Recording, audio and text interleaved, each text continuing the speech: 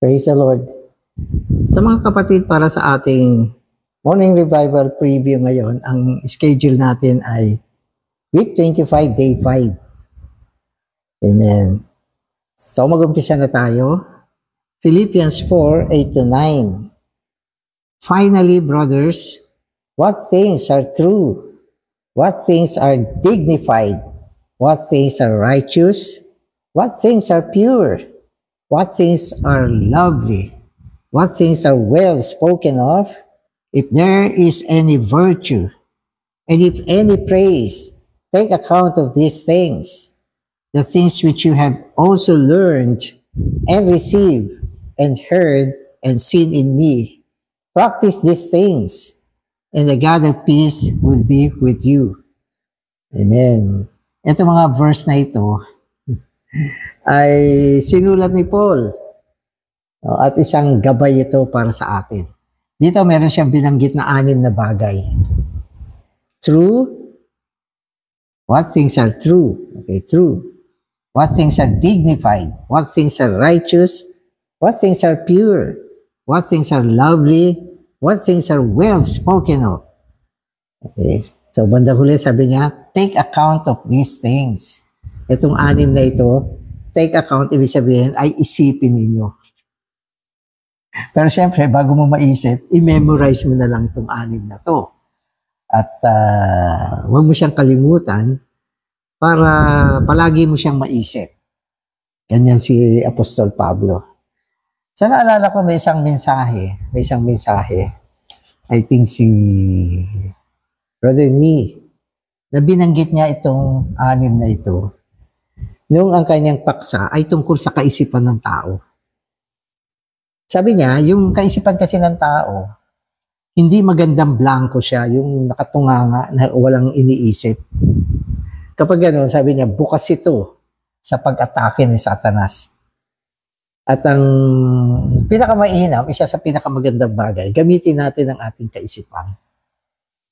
At ito ang sinuggest niya. Take account of these things. Isipin mo itong mga bagay na ito. Ano ba yung truth? Mag-isip ka ng mga truth, mga bagay na totoo. At mga bagay na dignified, mga bagay na marangal. Yan ang ilagay mo sa isip mo. Mga bagay na righteous, matuwid. Matuwid ang iniisip natin, magiging matuwid din yung buhay natin. Mga bagay na pure, dalisay, at lovely, mga bagay na kagandahan o kaakit-akit. At mga bagay na well spoken of, nang ibig sabihin ay may karangalan. Mga bagay na may karangalan. Kaya yung mga bagay na ito ay mga virtue kasi. Mga virtue. Nito mga nakaraan, bumanggit tayo ng mga virtue, pero virtue ng tao, mga kagalingan ng tao. Pero ito naman ay mga virtue na may kinalaman sa mga bagay-bagay sa kapaligiran natin. Huwag tayo mag-isip ng mga bagay na laban sa 6 na ito. Sapagkat ang mundo ngayon ay masama. Ang ibig sabihin, halos lahat na nakikita, nadidinig mo sa mundong ito ay hindi magandang pakinggan, hindi magandang tignan. Kaya nakaka-pollute ang mga bagay sa mundo. At kung bukas ang iyong kaisipan sa mga ganyang bagay, ikaw ay marurumihan at mawawala ang ating kadalisayan. Kaya pinakamaganda, may mga bagay na may karangalan na inilalagay natin sa kaisipan natin. So yun ay gusto ko lang namang idagdag na makita ko itong mga verse na ito. Okay, so sige, magbabasa na ako. In Philippians 4:8, Paul gives us 6 governing aspects of life that lives Christ. So itong 6 na ito, tinawag na natin sa ministeryo na 6 na namamahalang aspekto ng buhay. Ang ganda lang po. 6 na namamahalang aspekto ng buhay. So, buhay siya. Okay, at ito ay para ibuhay si Kristo. Anim na aspekto ng buhay para ipamuhay si Kristo. The first governing aspect of a life that lives Christ is what things are true. Mga bagay na totoo. Dapat ibigyan mo ng pansin ang mga bagay na totoo. Hindi yung mga bagay na hindi totoo. Kadalasan kasi ang mga bagay na totoo siya, ang ibig sabihin ng totoo, hindi na siya lumilipas, hindi siya mga pansamantalang bagay. Katulad ng Diyos, katulad ng Espiritu, katulad ng kaharian. Ito mga bagay na ito, mga totoong bagay ito. At ito ay hindi mga lumilipas na bagay. Yan ang mga isipin mo. Ang kaharian, wow. Ang pagbabalik ng Panginoon, ang kasintahang babae, ang bagong langit, bagong lupa, ang bagong Jerusalem, ang dami mga totoong bagay. At karamihan sa mga totoong bagay ay mga bagay na spiritual. Kaya sa English, ginamit niya yung salitang true, totoo. Amen. Amen. The word true here means truthful, ethical. So, dalawang salita ang kinumbay niya rito. Katotohanang ethical or etika. Kasi pag sinabi natin etika, hindi siya malaswa ng mga bagay. May mga bagay na totoo, pero malaswa. Ibig sabihin, hindi ethical na pag-usapan. Mga tao may mahilig mag-usap ng mga bagay na pwede totoo, pero hindi ethical. Huwag tayong pumasok sa ganyan mga bagay. Kundi ang pasukan natin, mga katotohanan na etika, ibig sabihin, kagalang-galang, may dating, meron ka mapapala, nakakapagpasigla, nakakabuhay, nakaka-refresh ng kaisipan pag pinag-uusapan. Kaya tinagdag niya yung salitang ethical siya. Totoo siya na ethical siya. Amen. At not merely true in matter of fact. O, hindi lang totoo sa katunayan. Pwedeng totoo siya dahil nangyari naman talaga siya at nangyayari naman. Hindi lang katotohanan na ganyan ang kailangan natin. Kundi katotohanan na may dating, may bigat, karapat-dapat na pag-usapan ng mga believer. So, ganun bagay. No, hindi lang dahil, totoo naman ito, sila pinag-uusapan. Totoo ito. Totoo nga yan. At may katunayan pa, wala namang mapapala dyan. Dudumihan lang minsan ang kaisipan natin at mga konsepto natin. At kung minsan yung mga totoong bagay na yan, hindi na tuloy maalis sa isip natin. No? At minsan pati mga chismis, pwede naman totoo yan eh. Pero ano mapapala mo dyan? Totoo nga yan. May katunayan. Oo, totoo. Pero hindi yan ang totoong gusto natin. Ang mga totoong gusto natin ay may karangalan, may etika, no? At lalo na ang mga spiritual na bagay na katotohanan. Ano pa? Amen. In the expression of a life that lives Christ, there can be no falsehood, no lying. Walang kasinungalingan dito. Kasi ito ay buhay na naghahayag kay Kristo.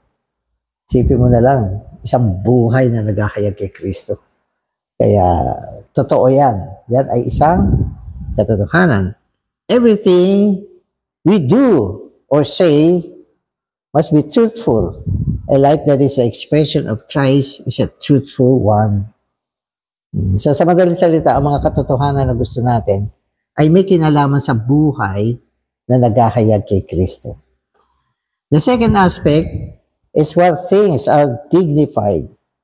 The Greek word rendered dignified means venerable, worthy of reverence, noble, grave, implying the idea of dignity which inspires and invites reverence. A life that lives Christ will be dignified, noble, grave, solid, weighty, and honorable. So palagi sinasabi niya yung mga binanggit na virtue rito, it's a life. It's a life itself. Yan ay mga bagay na tumutukoy sa buhay ni Kristo na ipinamumuhay natin. At syempre, pag yan ay tungkol sa buhay ng Panginoon, yan ay marangal na buhay, pinakamarangal na buhay. At sinasabi natin, pinaka-respetadong buhay, venerable, napaka-kapita-pitagan na buhay. Reverence, karispe-respetong buhay. Kapita-pitagan, karispe-respetong buhay. Kagalang-galang na buhay. Mataas kasi yung word na reverence. Hindi lang kagalang-galang, kundi mataas na uring kagalang-galang. Kung tutusin, ang reverend lang naman ay ang Diyos. Bagamat yung ibang mga tao, ginagamit nila ito bilang posisyon nila o ranggo nila at gusto nila itaas yung sarili nila. Kaya sabi na, I am a reverend. Pero ang totoong reverend, ang Diyos lang. Kaya magbabaw ako sa Diyos lang, hindi sa tao. Siya lang ang kikilalanin kung totoong reverend. At ang kanyang buhay ay reverend. Amen. At binanggit na, itong buhay na ito ay dignified, noble, marangal, grave. Ang grave ay napaka-seryosong buhay.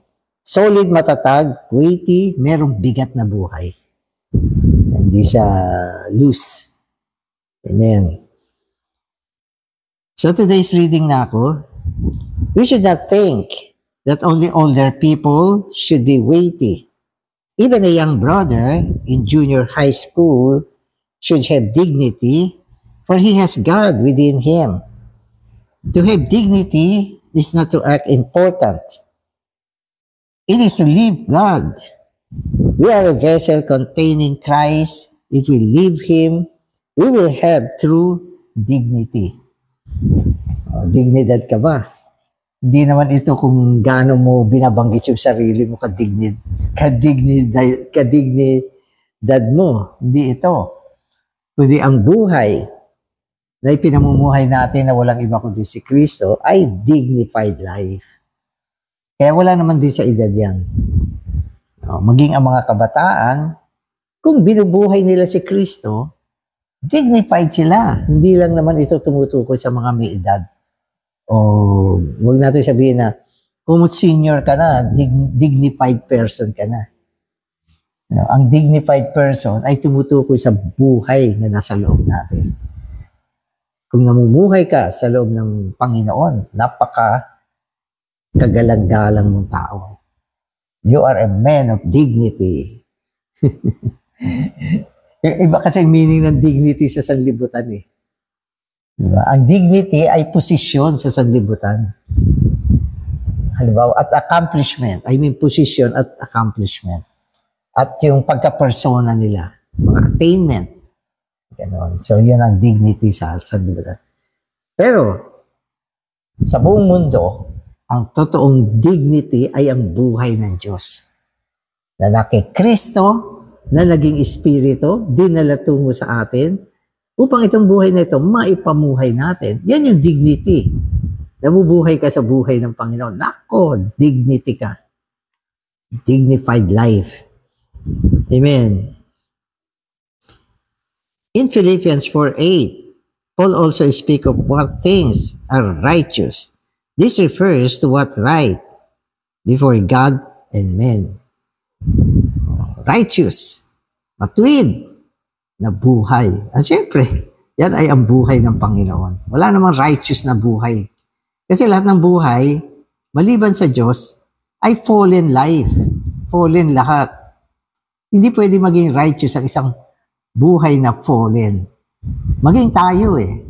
Tayo ay righteous sapagkat si Kristo ang ating katwiran. Inari tayong matuwid dahil kay Kristo. Hindi dahil mabait ka, o ikaw ay tapat, o ikaw ay bayani.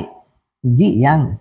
Kundi ang righteous na ang ibig sabihin tama sa paningin ng Diyos. At siyempre, pati sa paningin ng tao, ay si Kristo. Amen. So the word pure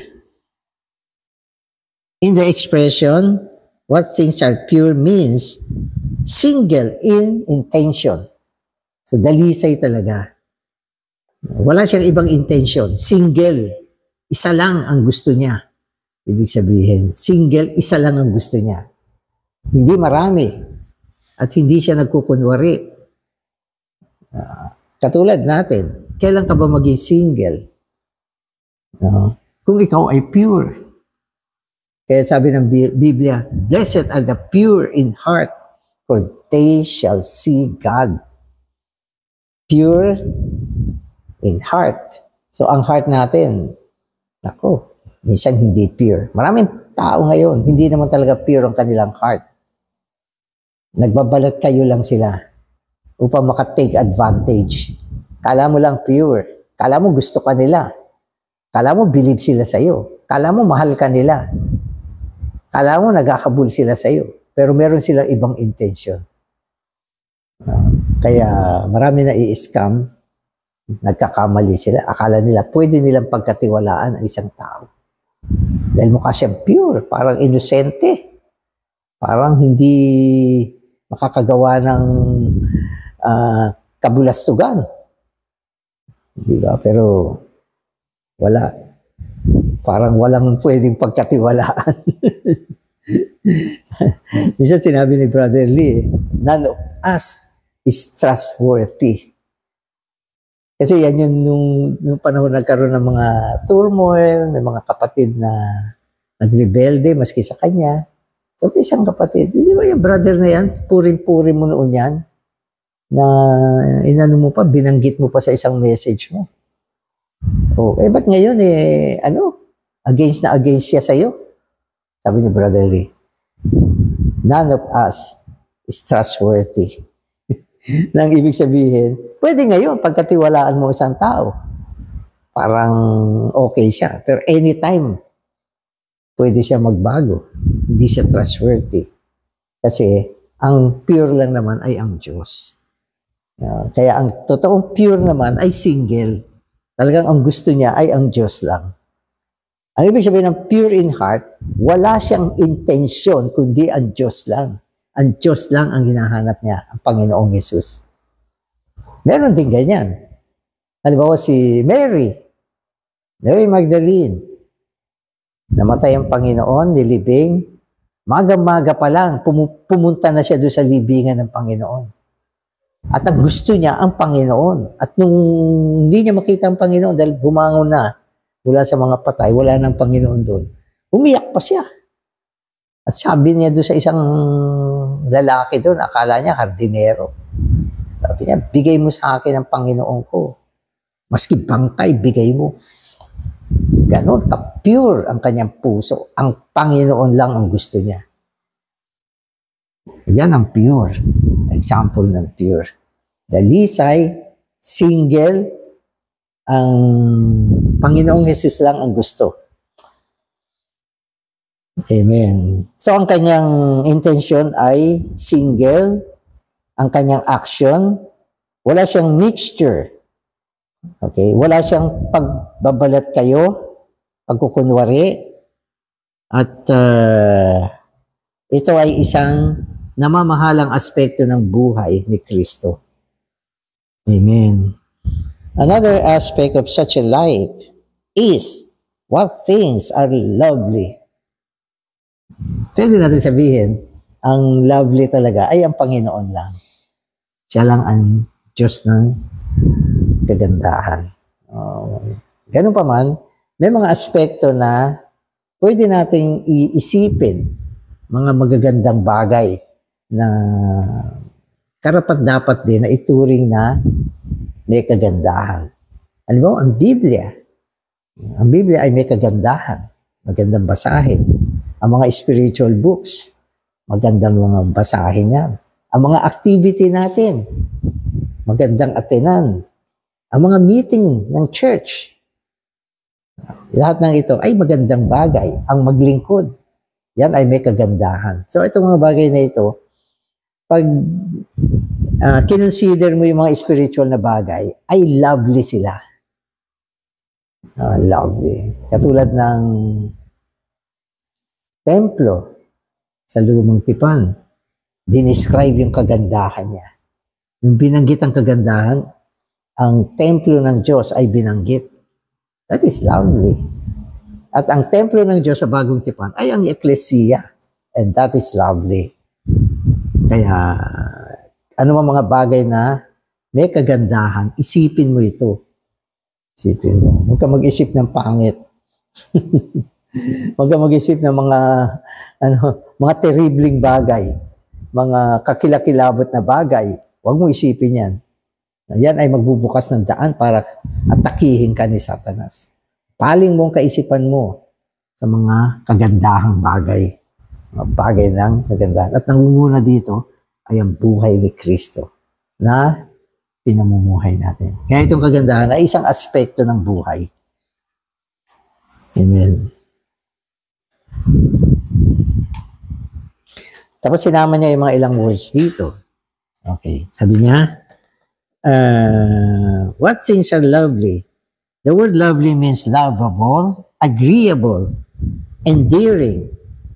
So yan yung tatlong binanggit na bagay. Lovable, pero din, lovely. Endearing, kaaya-aya na mga bagay. Agreeable, di ba? Mga bagay na sinang-ayunan. Di ba? Sa mundo, yung mga magagandang bagay, sinasang-ayunan ng tao yan.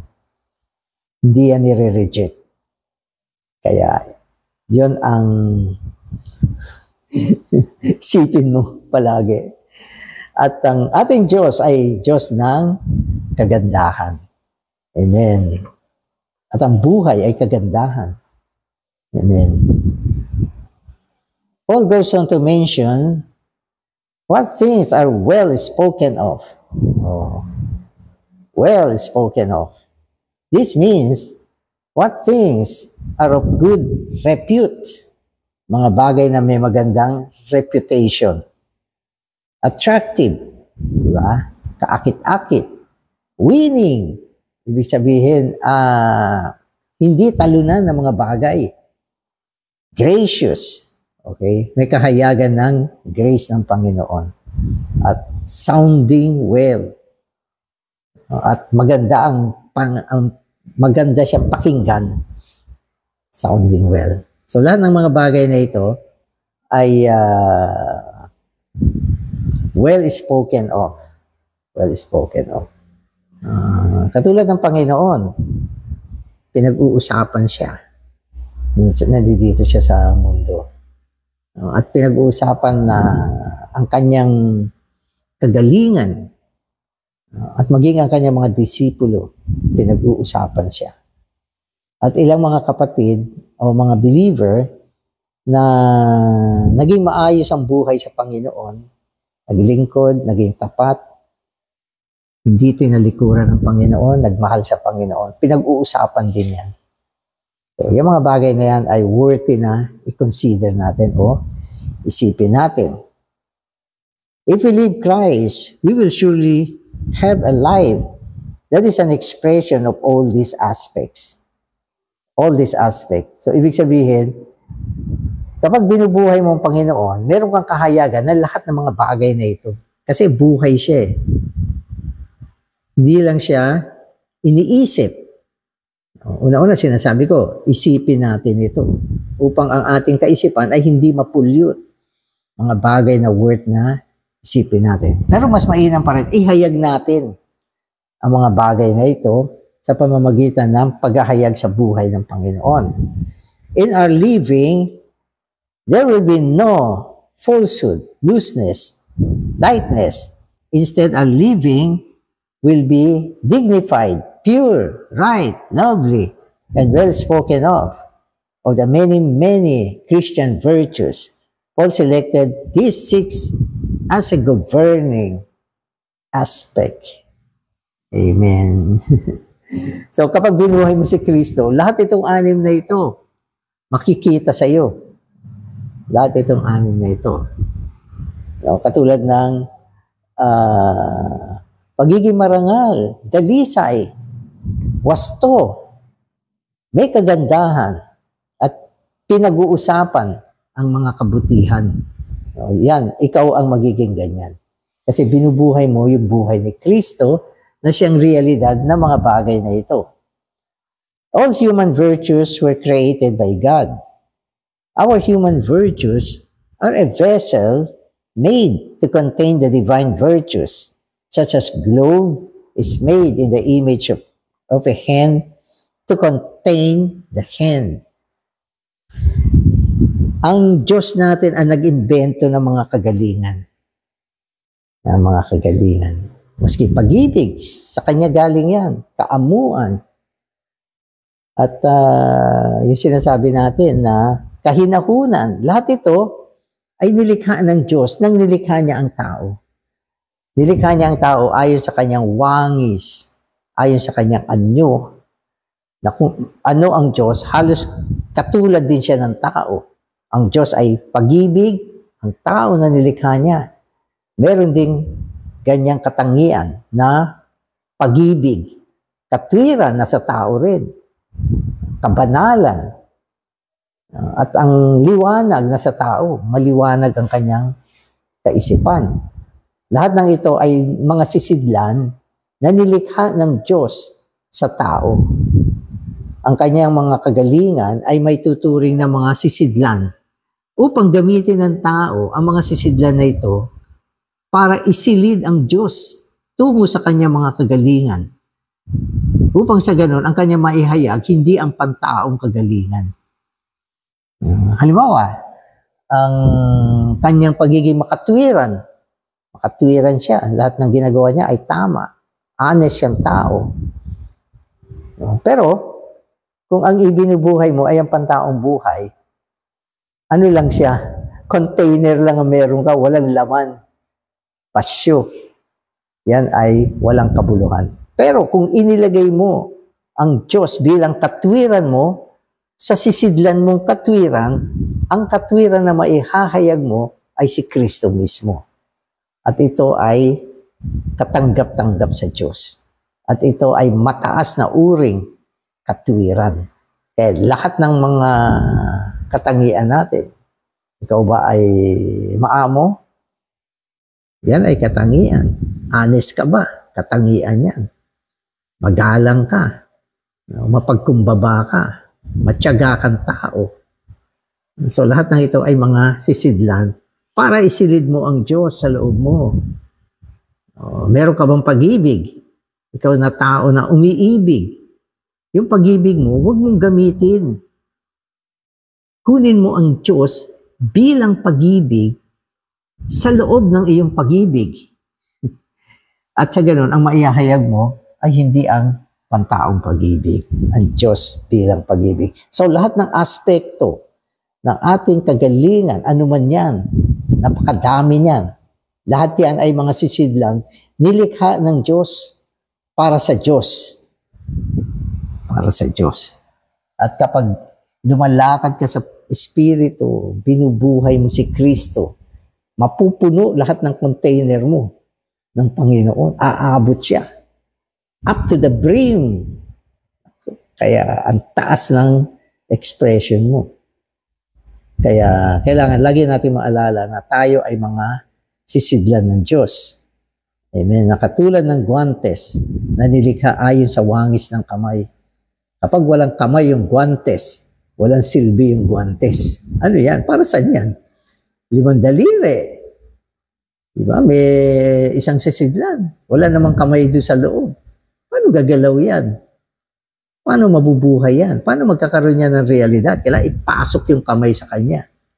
Ganun din tayo. Nilikha tayo ng Diyos bilang sisidlan ng Diyos. Kung walang Diyos, tayo ay basyo. Walang laman. Walang kagandahan. Walang realidad. Amen. Amen. Toward the end of Philippians 4:8, Paul changes his expression and says, if there is any virtue, and if any praise, the Greek word for virtue here means excellence. That is ethical energy exhibited in a vigorous action. Praise refers to things worth of praise as the companion of virtue. Amen. So, binago niya yung kanyang expression.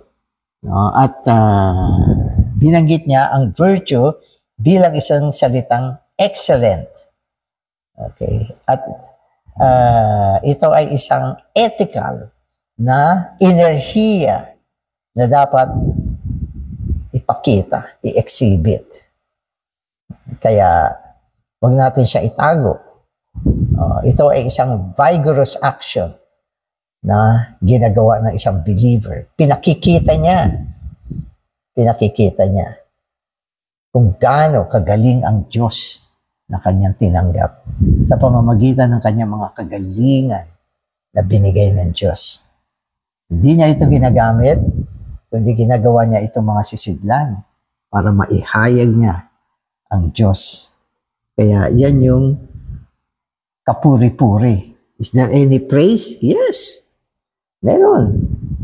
Kung ang Panginoon ay naihahayag, yan ay isang excellenting bagay. So yung praise dito ay excellent na bagay. Ano ang excellent na bagay? Kung ang buhay ni Kristo ay nahahayag. Pero kung ang nahahayag, ang buhay lang ng tao, gaano mang kagandang kahayagan meron yan. Hindi yan excellent. Kaya sabi ng Old Testament, lahat ng mga katwiran ng tao ay katulad lang sa maruming basahan sa mata ng Diyos. Diba? Anong excellent sa basahan? May basahan bang excellent? Sa akin, lalo na kung ginamit na yung basahan, wala na excellent yan. Diba? Pero ang kagalingan ng Panginoon, yan ang excellenteng kagalingan na karapat-dapat na papurihan. Amen. Virtue and praise are not two individual aspects, but values of the 6 aspects already mentioned. Virtue is a general term rather than a specific aspect. There is virtue in truthfulness, dignity, purity, loveliness, rightness, and being well spoken of. The principle is the same with praise. There is something worthy of praise in all these aspects of the Christian life. So, iba yung virtue, iba yung iba yung praise. Magkaiba sila. So, hindi siya combination. Virtue, it's an individual item. Yan ay mga virtue, mga kagalingan. Yun naman praise, tumutukoy sa excellent nila, pagiging excelente ng mga bagay na ito. Kaya dalawang bagay ang ginamit upang suportahan ang mga kagalingan na ito. Ang salitang virtue at ang salitang praise. Amen. How excellent is the expression of the life that lives Christ. In each of these excellent aspects, there is some virtue and some worthy of praise. We should take account of these things. That is, we should think on them, ponder them, consider them. Ang ibig sabihin nito, hindi pwedeng hindi mo sila pinapansin. Kapag ang mga bagay na ito ay dumating sa iyong pananaw, wow, kailangan pansinin mo sila. Sipin mo sila. Pag-ukulan mo sila ng atensyon. I-consider mo ang mga bagay na ito. Kasi sa buong mundo, lalo na yung mundo na ginagalawan natin ngayon, maraming item sa mundong ito. Mga bagay na nilikha ng tao na para mga excellent din naman. Katulad ng mga gadgets, mga invention ng mga bagay na robotic, ang daming katalinuhang binuhos ng tao. Ang siyensya, ang science, ang mga gamit na meron tayo ngayon. Napaka-excellent nila. Pero wala silang buhay. Ang pinaka-excellenting bagay sa buong daigdig na ito, mga kapatid, ay ang buhay. Ang buhay. At ang pinakamataas na uri ng buhay ay ang buhay ni Kristo. At kung itong buhay na ito na ipapamuhay natin, na ihahayag natin ang mga excellenteng kagalingan na kumisan nakatago. Nakatago. Pero tayong mga believer na may buhay ng Panginoon, ang may kakayahang maghayag nito. Yan ang totoong may kagandahan, may karangalan, may dignity, mabigat, seryoso, at totoo. Amen. Oh, Lord Jesus. Panginoon, salamat sa 6 na aspekto ng buhay na pinakita mo sa amin. Mga bagay na dapat namin isipin, mga bagay na dapat namin pansinin, at mga bagay na kapuri-puri, mga bagay na ekselente, na nilikha mo, Panginoon, upang magbigay ng papuri sa iyo. Salamat din, Panginoon, nilikha mo kaming sisidlan mo. Salamat, Panginoon, din sa maraming mga kagalingan pantao na binigay mo sa amin. At ito ay mga sisidlan para sa iyo. Nawa, araw-araw ibuhay namin ang iyong buhay para sa iyong kahayagan. Amen.